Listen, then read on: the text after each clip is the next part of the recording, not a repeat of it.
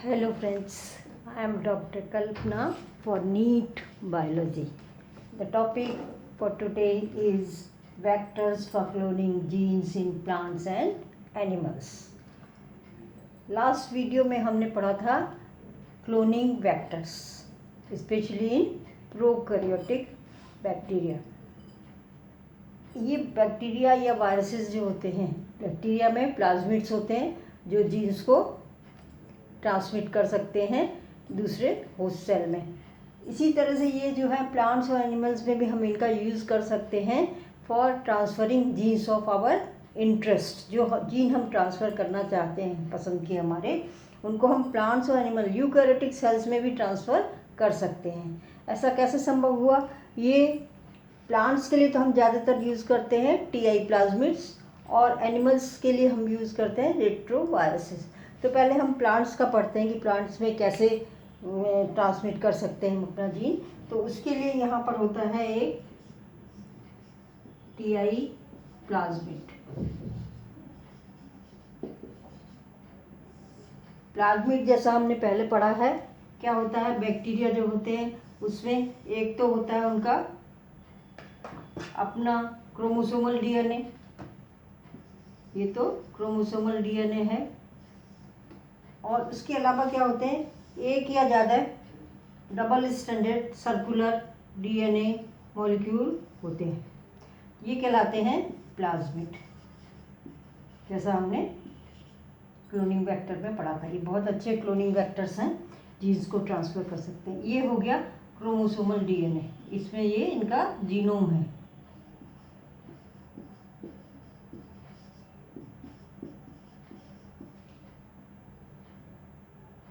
तो ये प्लाज्मिड जो है, टीआई प्लाज्मिड भी क्या है, एक तरह का प्लाज्मिड है जो कहाँ पाया जाता है, एक बैक्टीरिया है एग्रोबैक्टीरियम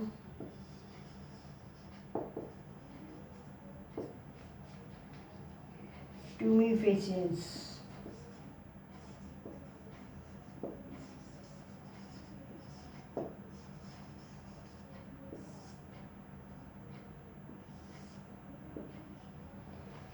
एग्रोबैक्टीरियम ट्यूमिफेसिएंस में ये प्लाज्मिड होता है इसका, और जब ये इन्फेक्ट करता है डाइकोट प्लांट्स को, बैक्टीरिया, ये वाला बैक्टीरियम जब इन्फेक्ट करता है तो उसमें एक डिजीज हो जाती है जिसको हम कहते हैं ट्यूमर या गॉल फॉर्मेशन या ट्यूमर फॉर्मेशन।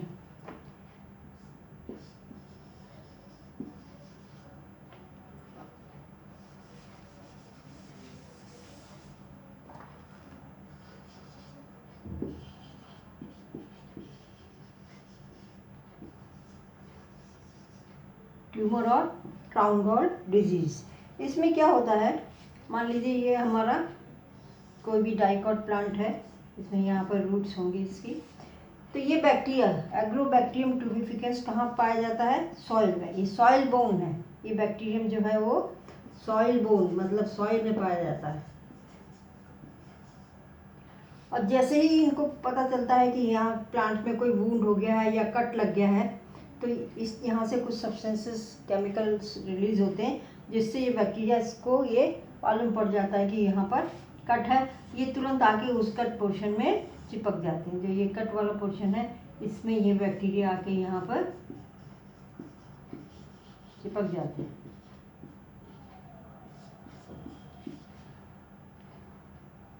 और जब ये बैक्टीरिया चिपक जाते हैं तो ये कुछ सब्सटेंसेस रिलीज करते हैं, कुछ जीन्स ट्रांसफ़र करते हैं इस प्लांट के अंदर, जिससे क्या होता है कि जहाँ पर ये कट था वहाँ पर सेल्स बहुत ज़्यादा डिवाइड करके और ये ट्यूमर स्ट्रक्चर बना लेते हैं, जिसको गॉल या ट्यूमर कहते हैं। तो ये इफेक्ट हो जाता है। बैक्टीरिया जो है केमिकल सिक्रीट करते हैं और उसकी वजह से ये गॉल, और यहाँ पर ये बैक्टीरिया इस प्लांट को इंड्यूस करते हैं उन सब्सटेंसेस को प्रोड्यूस करने के लिए जो बैक्टीरिया ग्रोथ के लिए ज़रूरी होते हैं। तो इस तरह से ये प्लांट में अपने फ़ायदे के सब्सटेंसेस भी रिलीज़ करवा लेते हैं और अपने भी सब्सटेंसेस रिलीज़ करते हैं, जिससे कि ये गॉल बन जाती है। इस तरह से ये बीमारी फैलती जाती है, धीरे धीरे ट्यूमर जो है फॉर्म बनता जाता है और अंत में प्लांट मर जाता है। अब ये क्यों होता है? ये एक प्लाज्मिड की वजह से होता है। इस बैक्टीरिया के अंदर एक प्लाज्मिड है जिसको क्या कहते हैं? टीआई प्लाज्मिड कहते हैं। और इसमें भी टीआई प्लाज्मिड है। ये स्ट्रक्चर हम देखते हैं इसका।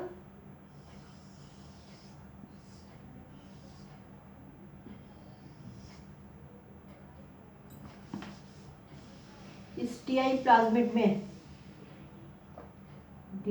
आपको बताया था प्लाज्मिड तो क्या होता है? DNA double helical circular structure है। इसमें न्यूक्लियोटाइड की सीक्वेंसेस हैं ये पूरी। तो इसमें क्या होता है? एक पार्ट न्यूक्लियोटाइड का सीक्वेंस ऐसा होता है जो कि रिस्पॉन्सिबल होता है इस गॉल फॉर्मेशन के लिए, और उस पार्ट को हम कहते हैं टीडीएनए। मान लीजिए ये पार्ट है इतना, ये कहलाता है टीडीएनए। यही है रिस्पॉन्सिबल गॉल फॉर्मेशन के लिए। अब ये प्लाज्मिड है, इसमें रिप्लिकेशन होगा, ये अपने को रिप्लिकेट करेगा, इसलिए यहाँ पर क्या होगा? एक ओरिजिन ऑफ रिप्लिकेशन होगा, जैसा कि पहले पढ़ चुके हैं प्रोकैरियोट्स के डीएनए रिप्लिकेशन में। और इस टीडीएनए में क्या होता है? बहुत सारे ये मल्टीपल क्लोरोसाइट्स को बना लेते हैं इसको, लेकिन उससे पहले नेचुरल जो टीआई प्लाज्मिड है, ये क्या है? TI plasmid. इसमें कुछ एक जीन तो किस चीज़ के लिए होता है? ऑक्सीजन प्रोडक्शन के लिए, ऑक्सीजन प्रोडक्शन करने के लिए। दूसरा किस लिए होता है? ये साइटोकाइनिन प्रोडक्शन के लिए। और एक होता है ये ओपाइन सिंथेसिस के लिए।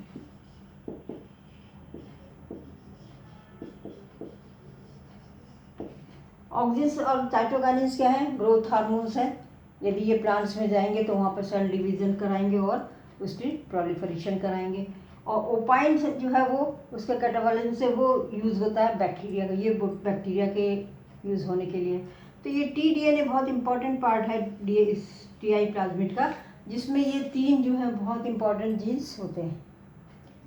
और इसके अलावा यहाँ पर जो पार्ट होगा एंड वाला ये है, और यहाँ पर ये पार्ट ये कहलाता है लेफ्ट बॉर्डर, ये कहलाता है राइट बॉर्डर। इनमें लेफ्ट और राइट बॉर्डर में 25 बेस पेयर्स होते हैं, रिपीटेड सीक्वेंसेस न्यूक्लियोटाइड्स के, इधर भी और इधर भी। इससे क्या होता है? जब ये टीडीएनए इसमें से कट के जाता है होस्ट सेल के अंदर, तो ये डिस्ट्रॉय नहीं हो पाता, एंजाइम्स इस पे इसको कैटालाइज नहीं कर पाते हैं, तब ये एज सच बना रहता है। तो ये लेफ्ट एंड राइट बॉर्डर के साथ ही जाता है। दूसरी चीज़ क्या है? लेफ्ट एंड राइट यहाँ से यदि टीडीएनए कट जाता है तब भी ये पूरा जो प्लाज्मिड है ये इसको कोई नुकसान नहीं होता, ये दोनों एंड्स फिर मिल जाते हैं। टीडीएनए निकलने के बाद भी क्या हुआ? ये सर्कुलर डीएनए प्लाज्मिड बन जाता है। तो इसलिए ये लेफ्ट एंड राइट बॉर्डर की वजह से ऐसा, ये जो पार्ट है इसका ये कहलाता है वायरुलेंट रीजन।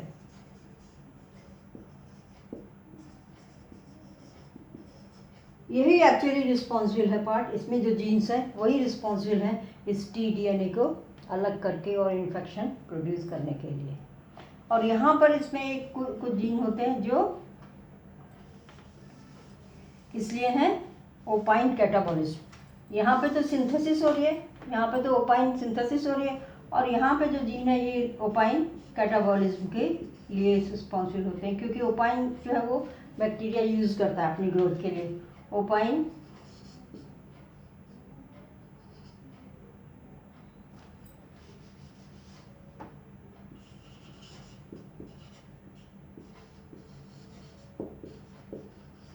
यहाँ का जो जीन है वो ओपाइन कैटाबॉलिज्म के लिए रिस्पॉन्सिबल है। तो इस तरह से इसमें ये होता है। अब जब ये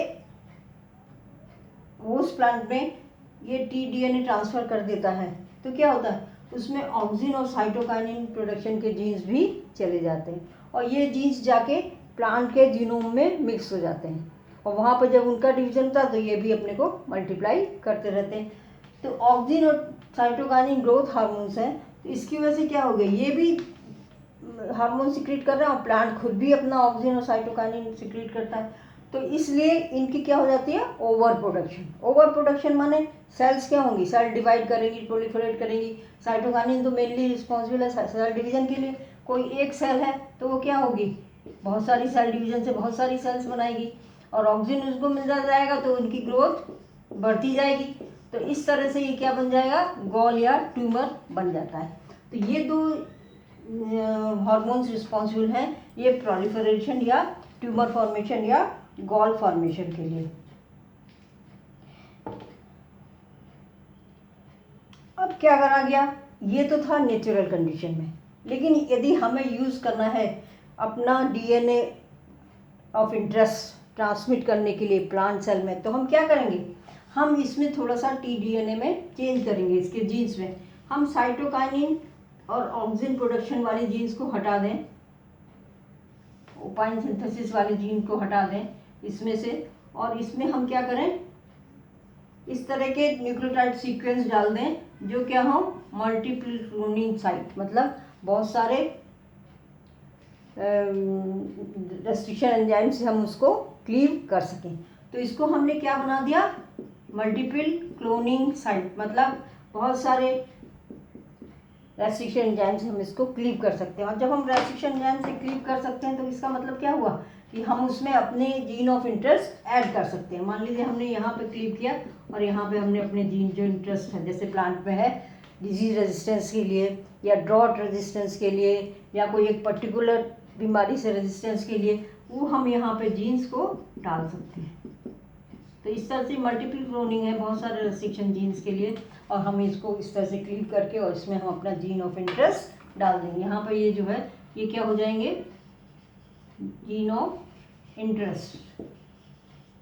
हमारा जो एम है वो यही है कि हम जेनेटिक इंजीनियरिंग से अपने जो जीन को हम चाहते हैं उसको हम प्लांट के अंदर डाल दें। तो उसके लिए हमें टीडीएनए मिल जाता है, क्योंकि जब ये प्लांट सेल के पास में पहुंचता है बैक्टीरिया, तो वहाँ पर ये केवल टीडीएनए ही को ही अंदर एंटर करा देता है। और टीडीएनए ये होस्ट सेल है और ये प्लाज्मिड है। प्लाज्मिड का ये टीडीएनए वाला पार्ट है, ये इसमें जाएगा, और जो प्लांट का यूकैरियोटिक प्लांट में जो जीनोम है, डीएनए है, उसमें जाके फिर ये क्या करता है, उसका ही पार्ट बन जाता है। तो इस तरह से ये जीन्स क्या हो गए, इस होस्ट सेल में चले गए। ये होस्ट सेल है प्लांट की, और ये प्लाज्मिड है। प्लाज्मिड का केवल टीडीएनए वाला पार्ट ही अंदर जाता है। तो इस तरह से हमने क्या किया, टीडीएनए को मॉडिफाई कर दिया। टीआईडीएनए के टीडीएनए को हमने मॉडिफाई कर दिया और इसको क्या बना दिया, मल्टी क्लोनिंग साइट। हम पढ़ चुके हैं मल्टी क्लोनिंग साइट माने क्या हो गया कि यहाँ पर बहुत सारे रेस्ट्रिक्शन एंजाइम्स को हम यूज़ करके क्लीव कर सकते हैं। जितने हमें डीएनए ट्रांसफ़र करने हैं उतने रेस्ट्रिक्शन एंजाइम्स को हम यूज़ कर सकते हैं। तो ये वाला पार्ट बहुत इम्पॉर्टेंट होता है कि प्लांट्स में हम अपना जीन ऑफ इंटरेस्ट ऐड कर दें। तो ये तो है टीआईडीएनए, इसका बहुत ज़्यादा डिटेल नहीं पढ़ने की ज़रूरत है, इसमें हर एक जीन को पढ़ने की ज़रूरत नहीं, केवल इतना ही सफिशिएंट है नीट एग्ज़ाम के लिए। तो नीट एग्ज़ाम की तैयारी करने वालों के लिए टीआई प्लाज्मिड इम्पॉर्टेंट है। और ये एग्रोबैक्टीरियम ट्यूबिफेसिएंस में होता है, और हम क्या करते हैं, इसका जो टीडीएनए पार्ट है जिसमें कि ऑक्सीजन, साइटोकाइनिन और ओपाइन सिंथेसिस के जीन्स होते हैं, उसको हम क्या करते हैं, मॉडिफाई करते हैं, और उसको मॉडिफाई करके अपने जीन ऑफ इंटरेस्ट उसमें डाल देते हैं। ये तो हो गया प्लांट्स का। अब एनिमल्स में कैसे करते हैं, एनिमल्स में के लिए रिट्रोवायरसेस होते हैं। रिट्रोवायरसेस का यूज़ करते हैं। इसमें क्या होता है, ये एक वायरस है रिट्रोवायरस, जो कि क्या करता है, इसमें आरएनए होता है, और ये आरएनए जो है वो डीएनए में जुड़ सकता है, और फिर उससे होस्ट के अंदर डीएनए बनाता है। तो ये अपनी कॉम्प्लीमेंट्री बनाता है, अपनी आरएनए की जीनोम की कॉम्प्लीमेंट्री बना सकता है डीएनए में, इसलिए रिट्रोवायरस है। एग्जाम्पल इसका बहुत कॉमन है HIV, इम्यूनोडिफिशियेंसी वायरस, जो एड्स करता है, ये वायरस रिट्रोवायरस है। वैसे तो क्या होता है नॉर्मल कंडीशन में तो डीएनए से आरएनए बनता है, लेकिन यहाँ पर क्या होता है आरएनए से डीएनए बनाता है, अपने नंबर को ये बढ़ा देता है। इसमें आरएनए है लेकिन होस्ट सेल के अंदर जाके ये डीएनए बना सकता है और अपने नंबरों को बढ़ा सकता है और इस तरह से उसका जीनोम चेंज करता है, होस्ट सेल का जीनोम चेंज हो जाता है। यहाँ पर आरएनए से क्या बनेगा डीएनए, आरएनए एंटर करेगा डीएनए में और फिर उसको डीएनए बना के वो जब सेल रिप्लिकेट होगी तब ये भी क्या होगा रिप्लिकेट होता जाता है।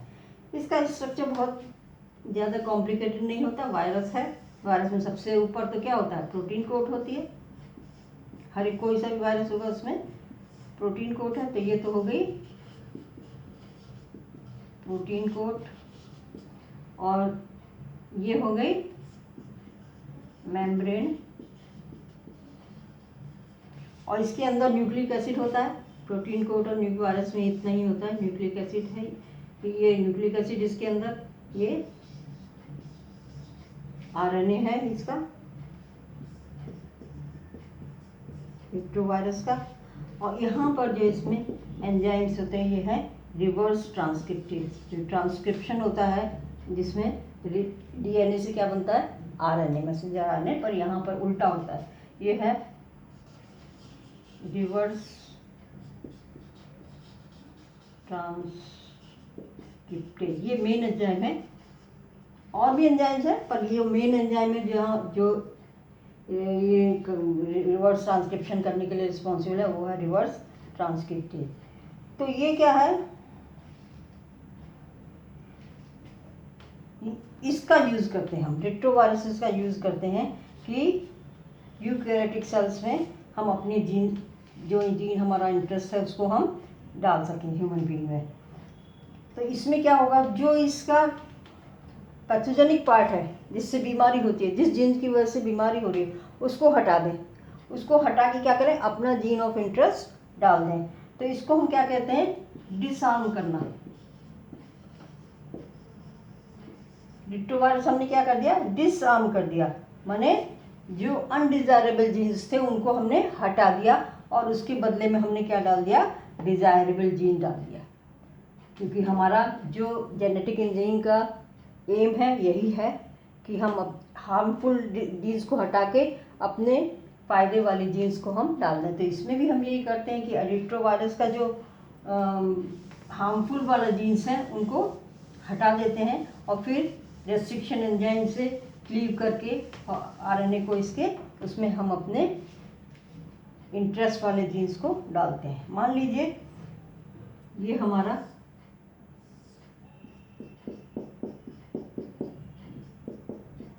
डीएनए है कहीं का, ये जो टारगेट डीएनए हमने, और इसको हमने क्या किया कट करा, किससे कट किया रेस्ट्रिक्शन एंजाइम से। सब पढ़ चुके हैं हम, क्योंकि रेस्ट्रिक्शन एंजाइम्स क्या होते हैं बहुत स्पेसिफिक होते हैं। तो इस पे डिपेंड करेगा कि इसका न्यूक्लियोटाइड के सीक्वेंस क्या है, उसी के हिसाब के रेस्ट्रिक्शन एंजाइम्स यूज़ किए जाते हैं। तो हमें क्या मिल गया, ये मिल गया हमें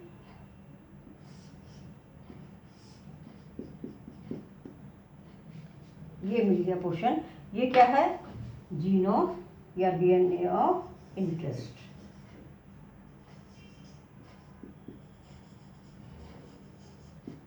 ये मिल गया। अब हम क्या करेंगे इसी रेस्ट्रिक्शन एंजाइम से और जो रेट्रोवायरस है उसके आरएनए को काटते हैं। मान लीजिए ये आरएनए है, this is RNA of retrovirus, और इसको हमने क्या किया उसी रेस्ट्रिक्शन एंजाइम से काट दिया। तो हमें क्या मिल गया, ये मिल गया यहाँ पर, ये कट क्लीव हो गया। तो इतना पोर्शन हटा दिया हमने, ये नहीं चाहिए हमको। हम क्या करेंगे इस वाले को क्या करेंगे यहाँ ट्रांसफ़र कर देंगे। तो हमें क्या मिल जाएगा, ये तो आरएनए है, इसमें क्या मिल गया डीएनए। ये हमारा डीएनए ऑफ इंटरेस्ट है और ये क्या है आरएनए ऑफ रेट्रोवायरस। ये पीसेस तो है आरएनए ऑफ रेट्रोवायरस के, ये डीएनए हमने ऐड कर दिया। उसके बाद हम क्या करेंगे, इसको ये आरएनए को हम इंसर्ट करते हैं होस्ट सेल में। एनिमल सेल की बात कर रहे हैं तो यहाँ एनिमल सेल ही होगा, जो भी एनिमल सेल है। जैसे मान लीजिए ये इंसुलिन प्रोड्यूसन करने वाला जीन है, तो नेचुरल है ये डायबिटिक, ये सेल जो है इसमें हम डाल रहे हैं डायबिटीज़ को रिमूव करने के लिए, तो इसमें यहाँ पर हमने ये ऐड कर दिया।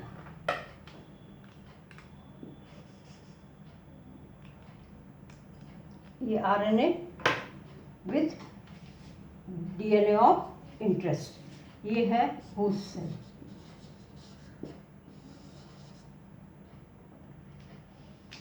अब इस आरएनए को हमने इसमें इंसर्ट कर दिया और इसके लिए जो एंजाइम चाहिए वो वही होगा रिवर्स ट्रांसक्रिप्टेज।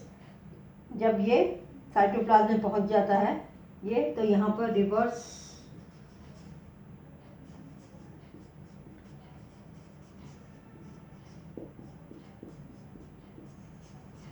एंजाइम ऐड कर देंगे। एंजाइम ऐड करके जब ये जाएगा तो ये क्या करेगा, ये आरएनए से क्या बन जाएगा, डीएनए बन जाएगा। तो डीएनए ये इसके अंदर पहुंच जाता है, तो ये होस्ट सेल के अंदर क्या होगा, इस तरह से ये अपनी कॉपी, बहुत सारी कॉपियाँ बना लेगा। सब में क्या होगा, डीएनए होगा। और इसके लिए इंटीग्रेज नाम का एंजाइम चाहिए होता है, जो इंटीग्रेट कराता है double standard DNA into the host genome. ये जब डबल स्टैंडर्ड डीएनए ये इसके अंदर चला जाता है इंटीग्रेट एंजाइम के साथ। तो इस तरह से हमने क्या किया, हमने रिट्रोवायरस को यूज़ किया एज वेक्टर, एज कैरियर, अपना gene of interest host cell के अंदर ले जाने के। इसलिए इस तरह से ये प्लांट्स में टीआई प्लाज्मिड और एनिमल्स में ज़्यादातर रिट्रोवायरसेस को यूज़ करते हैं और अपना जीन ऑफ इंटरेस्ट हम उसमें ऐड करते हैं। एनिमल्स में तो बहुत सारी डिजीज़ हैं, उन सबको कंट्रोल करने के लिए जेनेटिक इंजीनियरिंग बहुत यूज़ आती है, तो ये उस तरह से ये रिमूव कर देते हैं। तो ये वेक्टर्स के बारे में हो गया, क्लोनिंग वेक्टर्स पूरा। अच्छा लगा हो वीडियो तो आप सब्सक्राइब ज़रूर करें, लाइक करें। Thank you.